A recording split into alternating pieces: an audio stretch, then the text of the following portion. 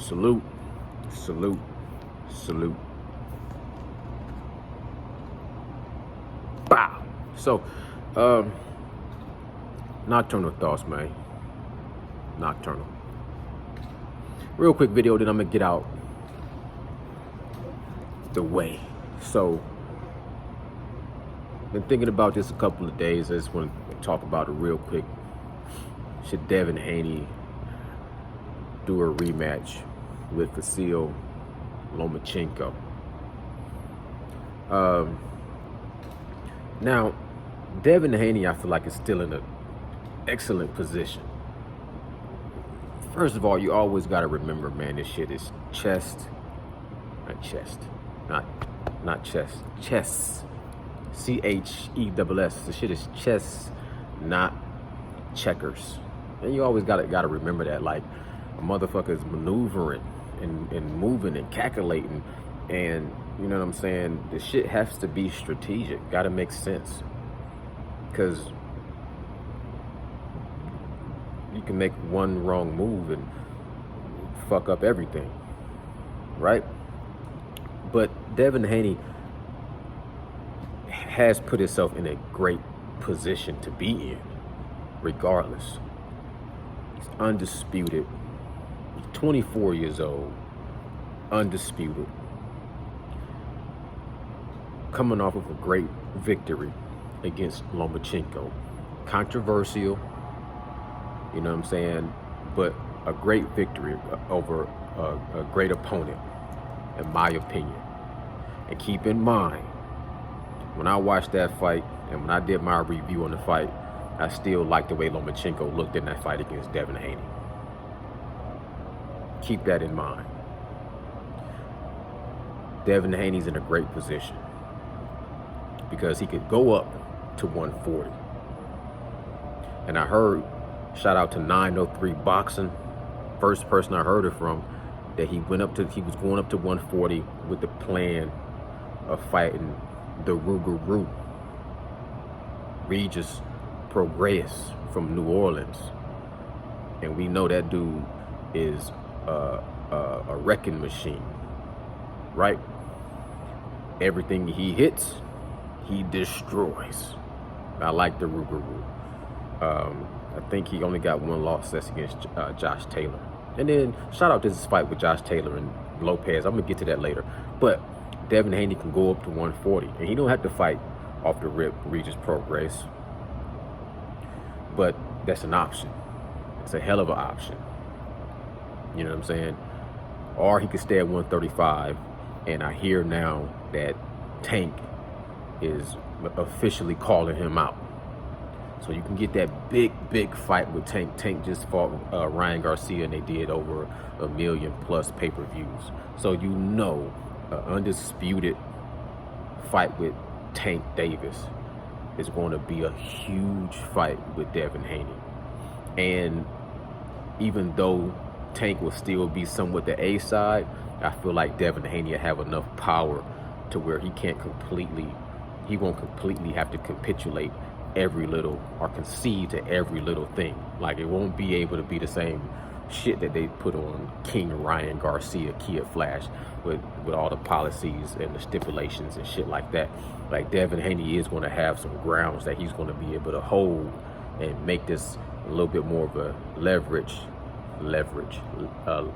level playing field, even war ground. You know, it's not like necessarily somebody's just going to have the high ground, and somebody's going to be, you know what I'm saying, uphill mountain, uphill battle. This will be a little bit more, you know, I think Tank still edges him out because pay-per-view and money is money. You put the cheeks in the seats, you still going to have a little bit more pull. Bow. Fucking Beatles, man. But DEVIN HANEY gonna have enough leverage and negotiations to where he's going to be able to make that fight a lot more, you know what I'm saying, equal. And it's then a matter of who got the skills to pay the bills. Or he could rematch Lomachenko. You know what I'm saying? Because it's still a controversial win. I don't care how you look at it, it's a controversial win. You can say 7-5 Devin Haney, or you can say 8-4 Devin Haney, or you can say 7-5 Lomachenko, or you can say 8-4 Lomachenko, or you can say you had it a draw. I don't care how you slice it, how you fucking dice it. It's still a close fight that's got controversy of shit tacked onto it. And, you know what I'm saying, it's still like a fly in the ointment type of a situation. And to me, if Devin Haney chose to rematch Lomachenko, he's putting himself in a win-win situation. Because really at the end of the day, Devin Haney, I felt like the reason, and I don't want to make no excuses, and I'm gonna be 100%, I feel like the reason why Devin Haney didn't look as good against Lomachenko as I felt like he should have is because he was trying to implement a new style, to do something different, because he had a lot on his shoulders for this. You know what I'm saying? And he was trying to bite off and chew a lot. So he's trying to fight, he's trying to be undisputed, defend undisputed, put on a big performance, and hurt this dude and possibly knock this dude out. And that's really not Devin Haney's style. He really not built like that. He don't have that kind of knockout power. But he's trying to prove to everybody he ain't pillow fisted. He's trying to prove to everybody he's solid, he got a chin, and he can go in there and he can go into the war. He don't have to be pretty all the time and work behind the jab. Now that's kind of, I feel like still he got things he needs to work on. He's still developing. And I felt like when he fought Lomachenko, it exposed some things that he definitely need to go back and improve moving forward. But he can do that. As long as it's like not a lot of people gassing him up and hyping him up and making him drink the Kool-Aid and think that he's better than he is. As long as he stay humble and take this victory and still look at it in the right way and say, shit, even if this was a victory, I kind of feel like I need to, you know what I'm saying? I don't feel like I really won the way I wanted to win. Sometimes you can win and still not win the way you want to fucking win. And you can have it in your own, you know what I'm saying, internal, to be like, you know what, fuck that. Fuck what everybody say, fuck what everybody think. It's about what I fucking think. And I know I can do better than that. And I know I'm better than that. And I'm finna go and I'm gonna prove that shit to myself. And then I'm gonna prove to everybody else. So I kind of had that mindset. If I was to put myself in Devin Haney's shoes, and I put myself in my own life situations that I done been through, it's been times where I came out of a situation and I still feel like, let me go back into like I come out the fire and I'm still here. But I'll be like, you know what? I got to go back in the fire. Because I feel like I didn't forge what I was trying to forge. I didn't come out as sharp as I wanted to be. I didn't come out with the right, I didn't get out of that what I wanted to get. I still feel like, you know what I'm saying? I need to go back under that.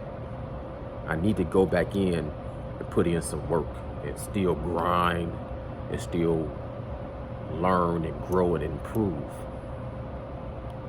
So how I look at it, Devin Haney, if he was to go back and fight Lomachenko, he should make the adjustments and the improvements, and then he should make this victory more clear, decisive, with less controversy. Now the thing is, like, Lomachenko getting older.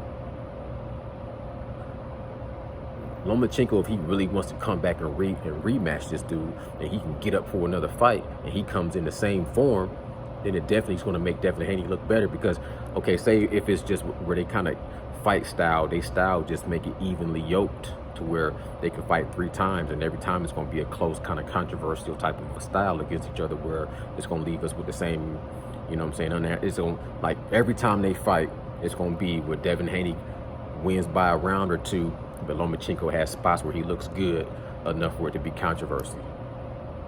That's just what it is. Then you say, okay, when I fight this dude, kind of like with Shane Mosley versus Vernon Forrest, even though Shane Mosley couldn't beat Vernon Forrest, Devin Haney did win against Lomachenko. But what if every time they fight, it's still just too close to call? Then he knows that. But it's still an improvement on his style. Because Lomachenko ain't no fucking pushover and he ain't no punk, and he got a hell of a style. His style is unique.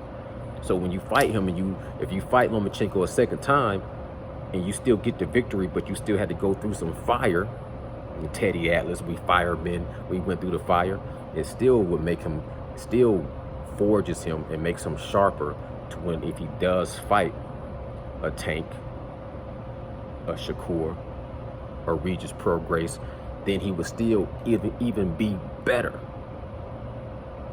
fighting Lomachenko again.